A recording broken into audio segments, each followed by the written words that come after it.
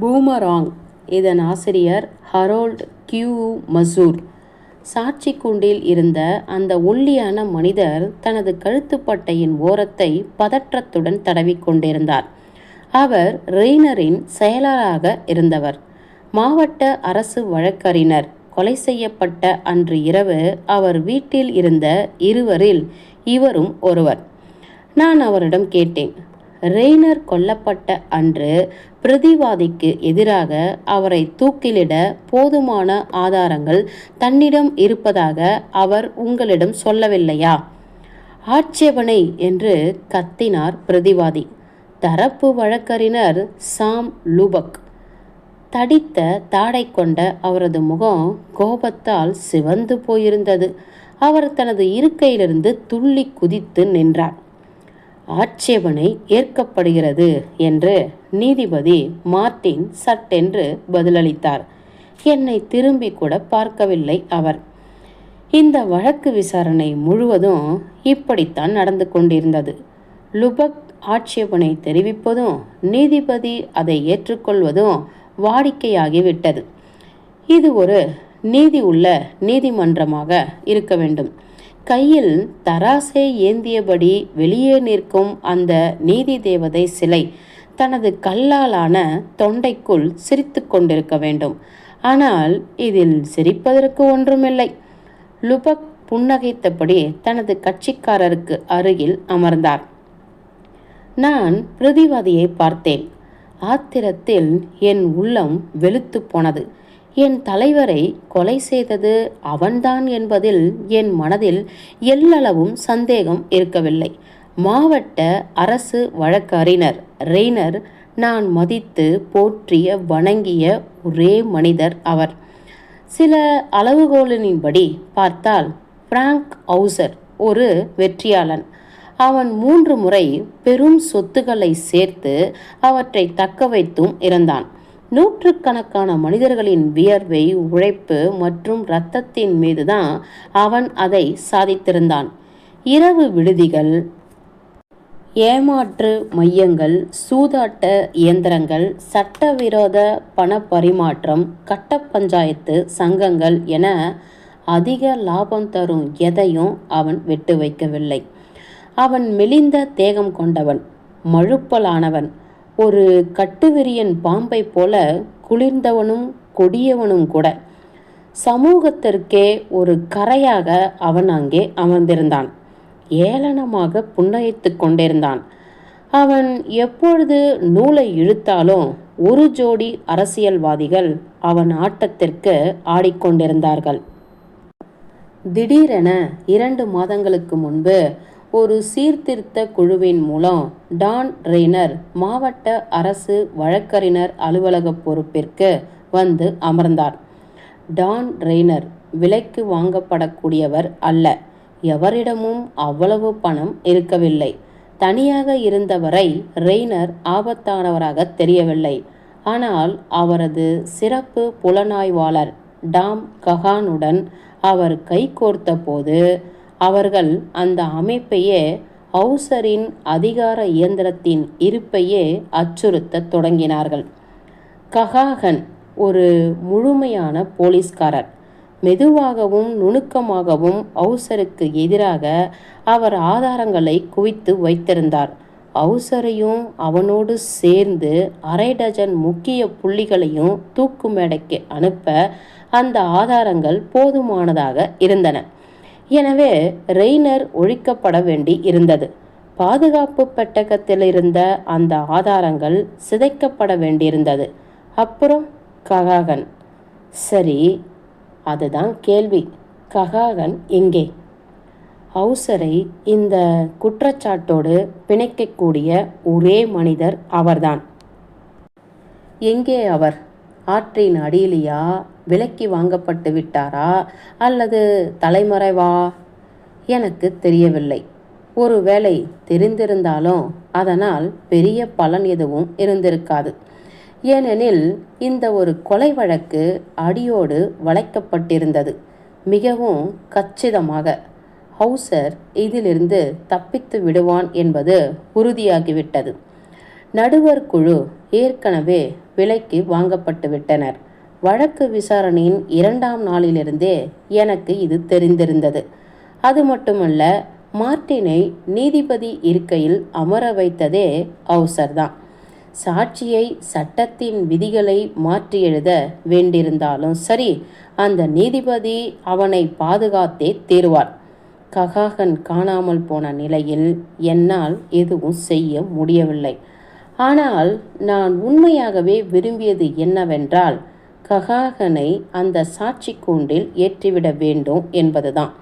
நீதிமன்ற ஊழியர்கள் அவரை அந்த நாற்காலியிலிருந்து இழுத்து செல்லும் வரை அவர் தனது சாட்சியத்தை சத்தமிட்டு கூற வேண்டும் என்று நான் விரும்பினேன்.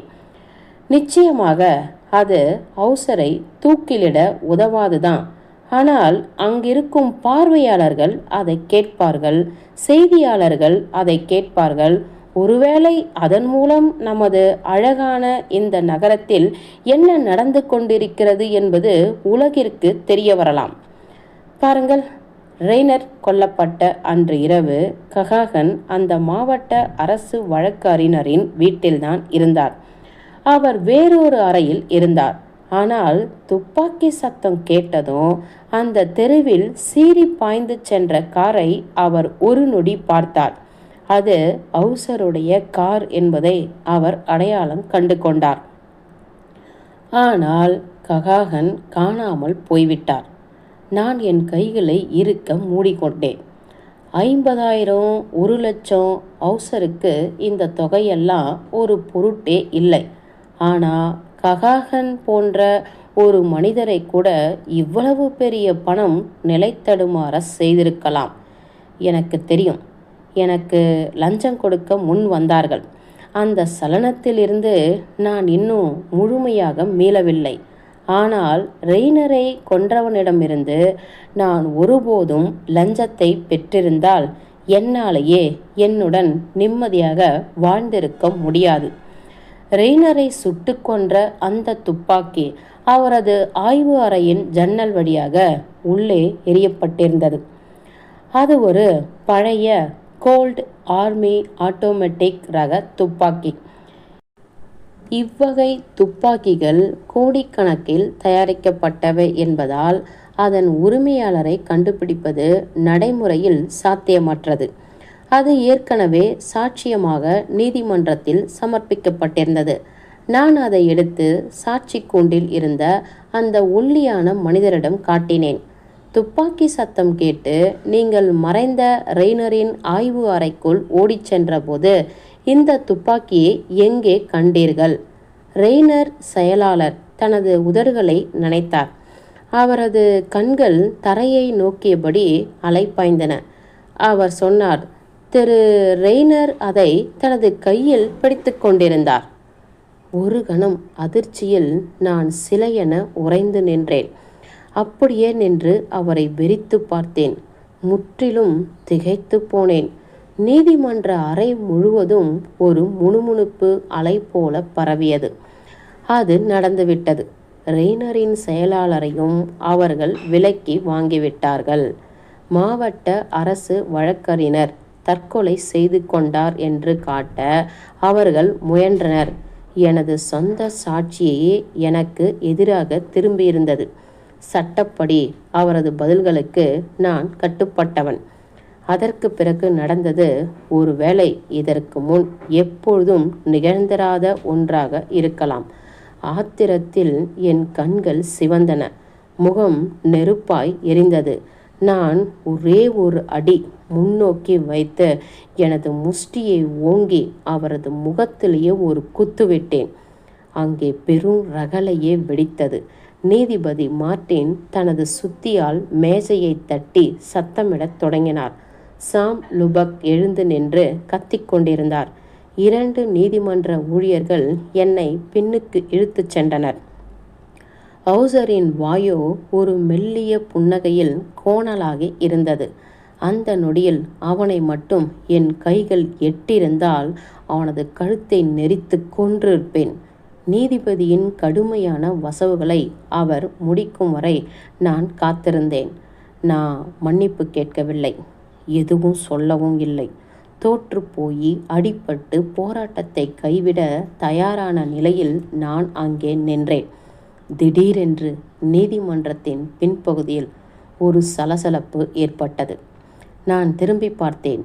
என் நெற்றி பொட்டுகளில் நாடி துடிப்பு அதிரத் தொடங்கியது.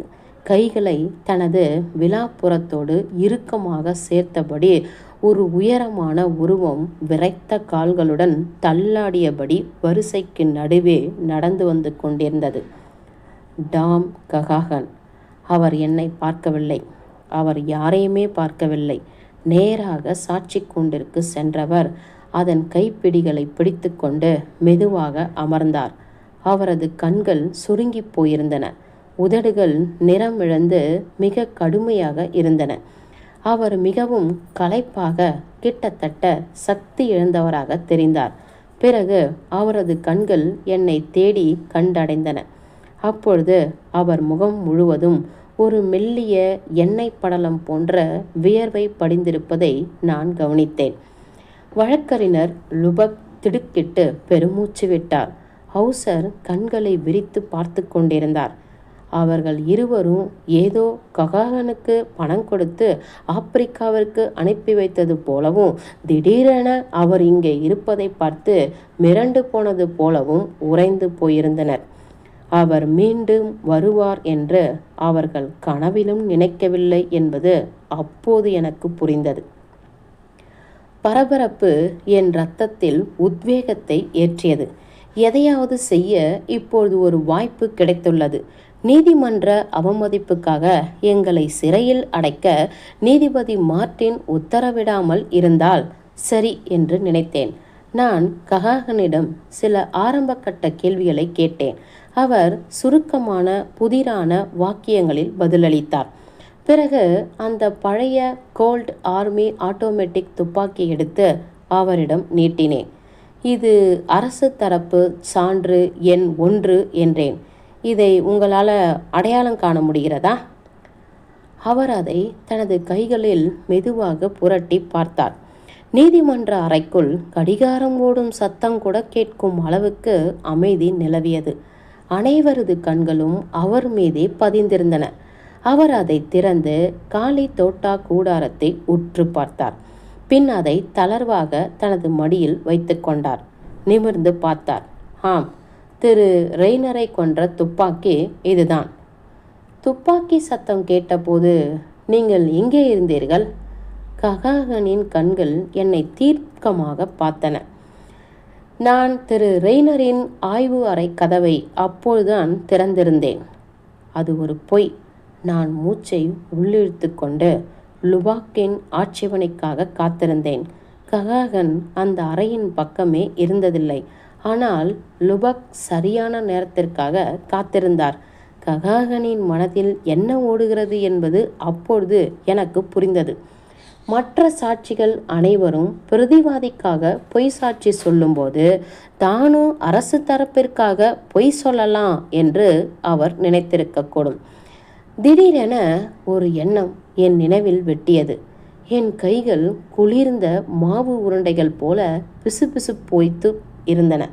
ஒருவேளை ககாகனும் தன்னை விற்றுவிட்டாரோ?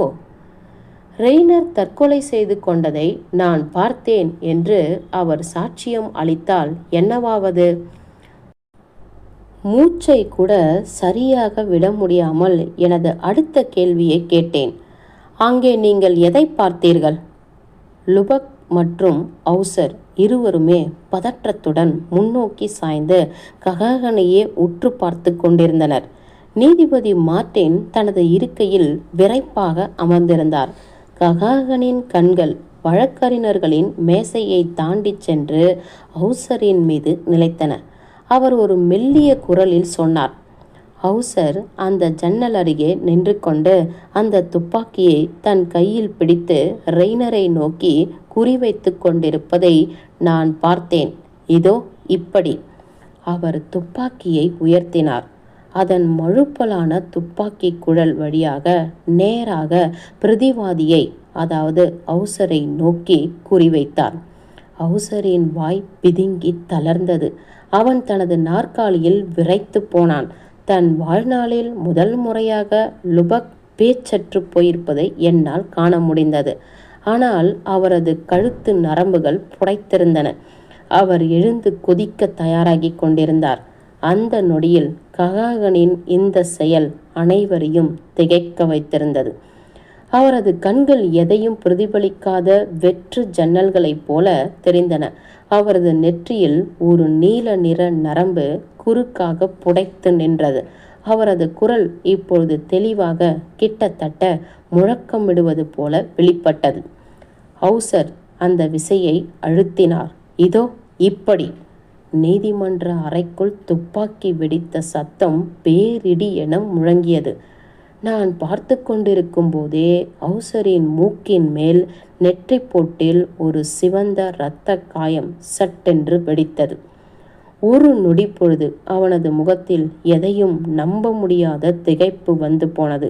அடுத்த கணமே அவன் தனது வழக்கறிஞரின் மேசை மீது முகம் குப்பர சரிந்து விழுந்தான். ஒரு பெண் மிக கூர்மையாக அலறினாள். அங்கிருந்த பார்வையாளர்கள் பயத்தில் தங்களது இருக்கைகளுக்கு அடியில் பதுங்கிக் கொண்டனர். நடுவர் குழுவினர் தங்களது கூண்டின் பின்புறமாக ஒடுங்கி அமர்ந்தனர். நீதிபதி மார்டின் தனது சுத்தியால் அப்படியே அந்தரத்தில் பிடித்து உறைந்து நின்றார். வழக்கறிஞர் லுபக் தனது கட்சிக்காரனை, அதாவது ஹவுசரை, பீதி கலந்த பார்வையுடன் பார்த்து கொண்டிருந்தார். ககாகன் அந்த துப்பாக்கியை கீழே போட்டார். அது தரையில் விழுந்து சத்தமிட்டது. மெழுகு போன்ற நிறத்திலிருந்த அவரது முகத்தில் ஒரு புன்னகை, ஒரு விசித்திரமான வெற்றியின் களிப்பு நிறைந்த புன்னகை மின்னியது. யாருக்கும் தெரியாமல் அவர் அந்த தானியங்கி துப்பாக்கிக்குள் ஒரு தோட்டாவை சொருகியிருந்தார். நான் அவரது கையை பிடித்து என் விரல்களால் பலமாக அழுத்தினேன். நான் சாட்சியம் சொல்வதை அவர்கள் விரும்பவில்லை என்று ஒரு மந்தமான குரலில் அவர் சொன்னார். என்னை ஒரு கிடங்கில் அடைத்து வைத்திருந்தார்கள். தெய்வமே, இது கொலை. ஹவுசர் அந்த வழக்கு அறிஞரை கொன்றதை நீங்கள் உண்மையில் பார்த்திருக்க வாய்ப்பே இல்லையே. ககாகன் இருமினார். இல்லை, ஆனால் இன்று காலை அந்த கிடங்கில் அவன் வேறொருவரை கொல்வதை நான் பார்த்தேன். நான் அவரை வெறித்து பார்த்தேன். யாரை? என்னை என்று ககாகன் கரகரப்பான குரலில் கிசுகிசுத்தார். அடுத்த கணம் அவர் அந்த சாட்சி கூண்டிலிருந்து அரைவட்டமாக சுழன்று தரையில் மல்லாக்காக சரிந்து விழுந்தார். அதற்கு மேல் அவர் எதுவும் சொல்லவில்லை. அவர் சொல்வார் என்று நான் எதிர்பார்க்கவும் இல்லை. ஏனென்றால் அவர் சரிந்து விழுந்தபோது அவர் கோட்டு விலகியிருந்தது. அவரது வெள்ளை சட்டையில் ஒரு துப்பாக்கி குண்டு துளைத்திருந்து சிதைந்த வடு அடர் சிவப்பு நிறத்தில் மிக தெளிவாக தெரிந்தது.